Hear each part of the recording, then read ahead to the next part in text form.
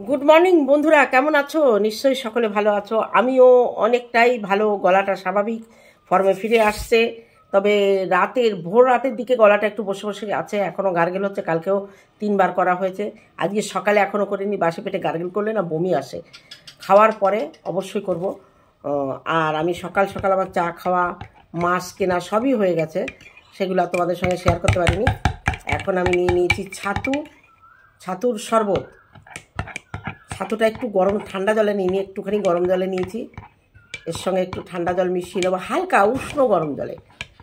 মানে তাতে আমার গলারও উপকার হবে আর খেতেও ভাল লাগে, বেশ হরলিক্সের মতো খাবো।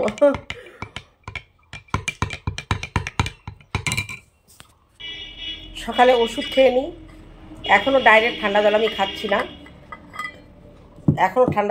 না, হালকা উষ্ণ জল।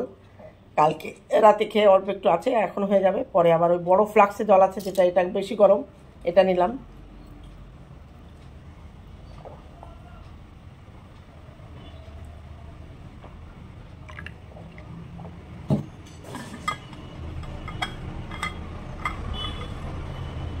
এর 1 বোতল জল রাতে নিয়ে খাওয়ার পরে নিই, সকালে হতে হতে, সকালে একটু খেয়েছি, শেষ।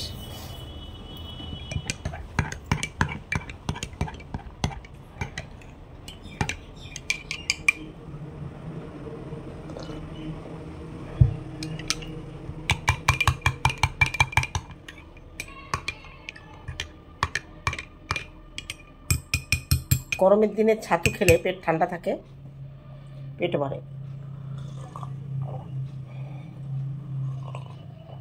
এর আগে 2 দিন ছাতু খেয়েছি আমি মুড়ির সঙ্গে, ছাতু আর মুড়ি, তার মধ্যে ছাতু দিয়ে জল দিয়ে মিশিয়ে খেয়েছি।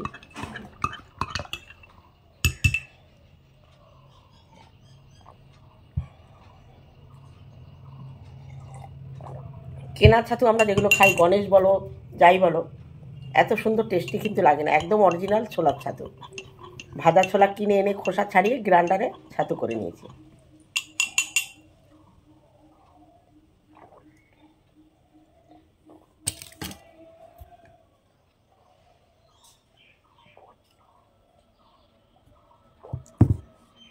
পরিষ্কার, এর মধ্যে কোনো কিচ্ছু নেই, একদম খুঁটে খুঁটে নিপা পরিষ্কার করে দিয়ে গেছে।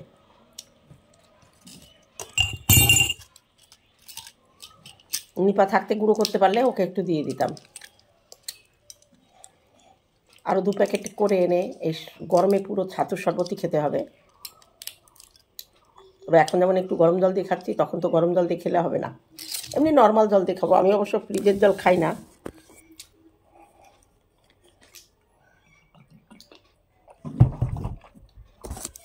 আজকে বিকালে বড় মেয়ে আসবে, রাতে ভাত খাবে না বলেছে, রুটি, ডিম ভাজা, আলু ভাজা।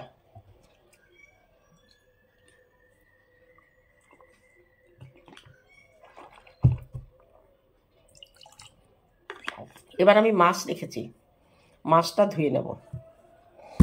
1 কেজি 650 গ্রামের রুই মাছ নিয়েছি। আমার বড় মেয়ে আবার রুই মাছ খেতে ভালোবাসে, বৃষ্টির জন্য বাটা মাছ রেখেছি। আমি আবার রুই মাছটা ভাজা আমার ভালো লাগে, কিন্তু ঝোল টোল করলে অতটা ভালো লাগে না। আর ওরা রুই মাছটা ভালো খায়, ওই জন্য ওরা এলে ম্যাক্সিমাম রুই মাছ রাখি। আর আজকে তো আর খাবে না, কালকে সকালবেলা ওরা মাছ ভাজা দিয়ে সকালে সিদ্ধ ভাত খাবে, মাছ ভাজা দিয়ে। আর হচ্ছে দুপুরে দেখি মাংস করি নাকি, ওরা আসুক তারপরে প্ল্যান হবে, ওরা যেটা বলবে সেই অনুপাতে হবে। চলো তাহলে আমি মাছটা তোমাদের দেখিয়ে তারপরে মাছ ধুয়ে নিয়ে বাদবাকি করি কিছু। এই মশলাটা আমি করে নিলাম। এর মধ্যে আছে গোলমরিচ, একটু লবঙ্গ, জিরে আর ধনে, এগুলো ভেজে, আর তেজপাতা, 2টো তেজপাতা, এগুলো ভেজে আমি গ্রাইন্ডারে গুঁড়ো করে নিয়েছি। এখন আমি চেলে নেব, চেলে নিয়ে যেটুকু থাকবে আর একবার দেবো, আর বাদবাকি যেটুকু একদম থাকবে সেটা শিলে বেটে রান্নায় দিয়ে দেবো। এই মশলাটা মাছের ঝোলে, মাংসতে কাঁচা জিরে দিলেও, এটা যদি রান্নার অর্ধেক মানে নামানোর একটু আগে আগে দেওয়া হয়, রান্নায় একটা টেস্ট আলাদা হয়ে যায়। মাছের ঝোলের জন্য আর অন্য কোনো মশলা করা লাগে না। যে কোনো তরকারি, ডাল, মুগ ডাল, তারপরে 5 মিশালি সবজি, দেখো এই যে যেটুকু আছে এটুকু আমি আবার দেবো। আর এই যে গুঁড়োটা হলো একদম ফিনিশ। তা চলো আমি এটা ভালো করে ঝেড়ে মানে চেলে নিয়ে এইটুকু আবার দেব, দিয়ে তারপরে মাছ ধুতে হবে।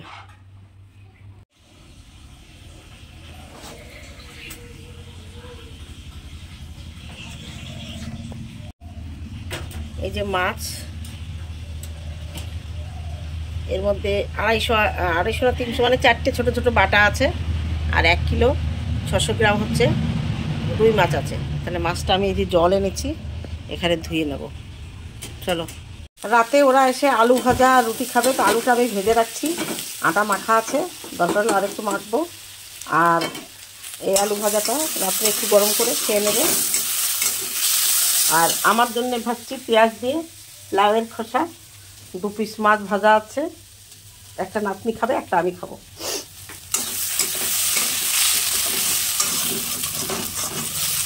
ওরা যদি আমি দুপুরে খাবার, রাতে যদি মাছ ভাজা খায় রুটির সঙ্গে ভেজে দেবো।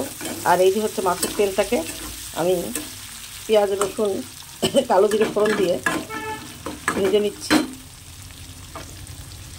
আর আমার মাছের ঝোলটা হয়ে গেছে, দেখো, বাটা মাছের সর্ষে পোস্ত আর ভাত উপর দিয়ে দিয়েছি।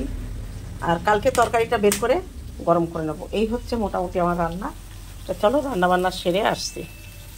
রান্না হয়ে গেছে, ভাত হয়ে গেছে, মাছের ঝোল হয়েছে, আলু ভাজা হয়েছে, লাউয়ের খোসা ভাজা হয়েছে, আর আছে কালকের তরকারি আর চাটনি। ওটা চাটনিটা গরম করব না, উচ্ছে ডাটা দিয়ে যে মাছের ঝোলটা করেছিলাম সেটা গরম করে নেব। আর এই দেখো আমার সেকেন্ড রাউন্ড চা, অবশ্যই গোলমরিচ আদা লবঙ্গ দিয়ে। আর এই বোতলটা আমার সোনা দিদি ভাইয়ের জন্য কিনেছি।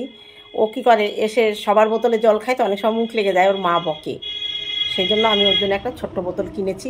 এবং এটা একই রঙের হয়েছে, আলাদা রঙ হলে ওর হয়তো পছন্দ না।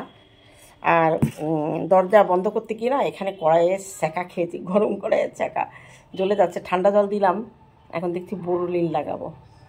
চলো তাহলে চা খেয়ে নিই, ফ্যান ছাড়তে হবে, গরম। চলো পরে আবার আসছি, ওরা আসবে বিকালে।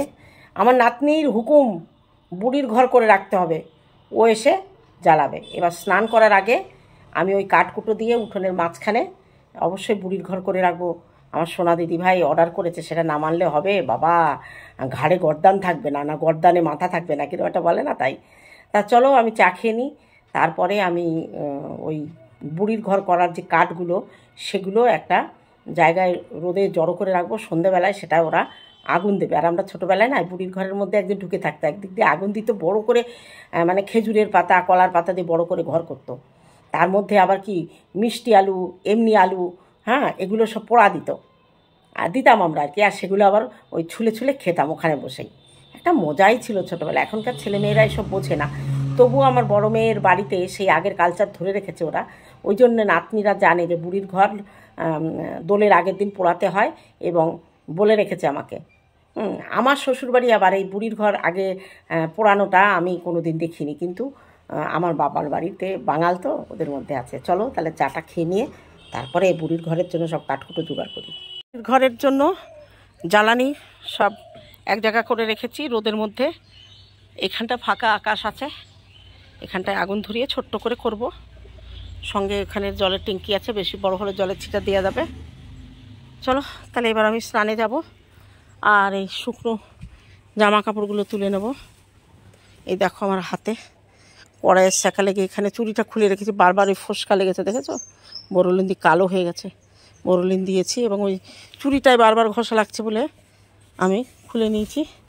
আর এই গাছ দুটো ছেটে দিতে হবে, চন্দ্রমল্লিকার গোড়া ছেটে দিতে হবে, আর এই গাছগুলো জল দিতে হবে, একটু জল দিয়ে নিই দাঁড়াও। পুদিনা গাছটা কি সুন্দর হয়ে উঠেছে, দুটো ডাল লাগিয়েছিলাম, তার থেকে অনেক বড় হয়ে গেছে। মাটিতে আমি পুদিনা গাছ এখানে ছিল, দেখেছো? আবার সেই পুদিনা গাছ কিন্তু হচ্ছে। আমার ওই গাছটা দেখে মনে হলো যে আমার তো পুরনো গাছ ছিল, এইখানে হচ্ছে। আর এই দেখো আমার 12 মাসে আম গাছে মুকুল আসছে, এই সব সময় মুকুল আসে, কিন্তু ফল দাঁড়ায় না। এই প্রথমবার দাঁড়ায়নি, এবার দেখি কী হয়। এটা দ্বিতীয়বার। প্রথমবার মানে প্রথম লাগানোর পরপরই এসেছিল, তখন তো ছোটো ছিল, 1 বছরও হয়নি গাছটা। গাছটা কিন্তু বেশ বড়সড় হয়েছে। আর আমাদের এই গাছের আম মাটিতে পড়ে পড়ে লুটায়, কিন্তু দেখো এবার মুকুল নেই, আমও এবার হবে না। আর আমি এই যে পঞ্চমুখী কচু নিয়ে এসেছিলাম মুনের ওখান থেকে, সেই পঞ্চমুখী কচু খুব সুন্দর হয়েছে। এবার এখান থেকে তুলে ভেতরে লাগাবো, দেখা যাক কেমন হয়েছে গোড়া। গাছগুলো তো খুব সুন্দর হয়েছে। এই সবেদা গাছ, জানি না সবেদা কবে হবে বুঝতে পারছি না। এই গাছটা না সরিয়ে দিতে হবে, সবেদা গাছের উপর পড়েছে। ওই যে পেঁপে গাছ দেখো, ওই পেঁপে গাছটা মনে হয় ভেঙে যাবে।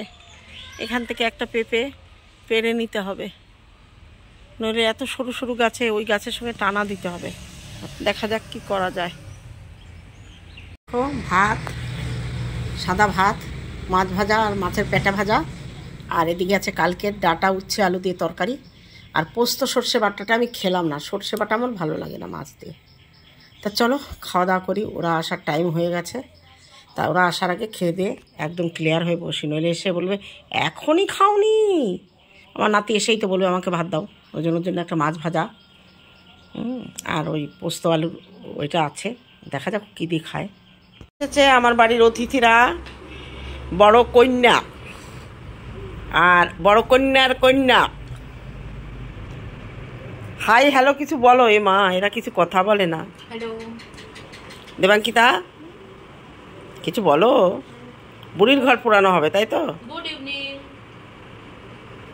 আর আমার দাদা কোথায় গেল? ওরা আসার সঙ্গে সে জামা কাপড় চেঞ্জ করে এবার তরমুজের শরবত দিল ওই যে ছোট কন্যা। আর দিয়েছে কি সঙ্গে? কেক, নিজে হাতে বানানো কেক, হোমমেড। হোমমেড, ওই যে হোম আর ওর হাতের মেড। চলো, এই যে আমাদের ন্যাড়া পোড়া হচ্ছে। ওই জায়গা ধরাস না, এক জায়গা থেকে ওর উপরে দিয়ে দে ওটা। আজ আমাদের ন্যাড়া পোড়া, কাল আমাদের দোল। আমার কর্তামশায় ন্যাড়ার ঘরে আগুন দিল। কে বলেছে ঘুরতে? তুই যা, অগ্নিদেবের 7 পাক। আজ আমাদের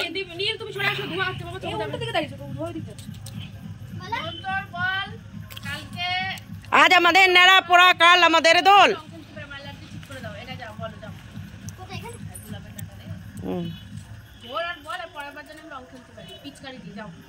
আমার নাতনি রং খেলতে পারে না, ওর অ্যালার্জি হয়। তাই অগ্নিদেবের কাছে, বুড়ির ঘরের কাছে প্রার্থনা করছে যেন ওর অ্যালার্জি শেষ হয়ে যায়।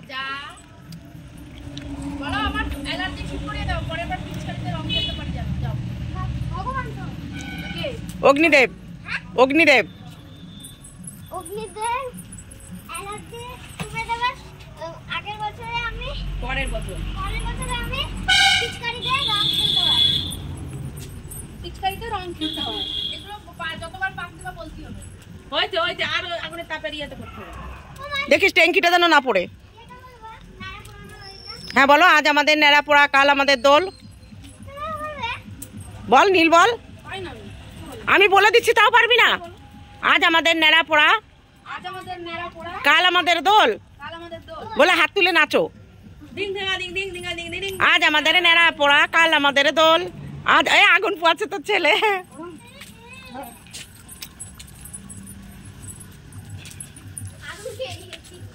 দাদু আস্তে আস্তে হোক, বেশি জোরে আগুন করার দরকার নেই। নিয়ে আয়, যা ঘরে যা। আমি যেতে পারছি না, যা। আবি না, আলু। হ্যাঁ রান্না করে যা।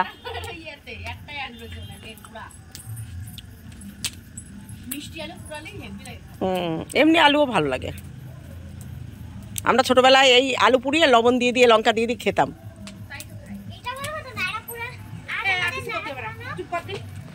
এই ন্যাড়া পোড়ার সঙ্গে সঙ্গে আজকের ভিডিওটি আমি শেষ করে দেব। এখন নাতিপুতিরা ওর মধ্যে আলু দিয়েছে, আলু বের করে মজা করে খাবে। এটাই হচ্ছে আমাদের একসঙ্গে থাকার আনন্দ। প্রত্যেকবার দোলে এই সময়টা ওরা আসে। চলো, শুভরাত্রি, গুড নাইট, ভালো থেকো, টাটা টাটা।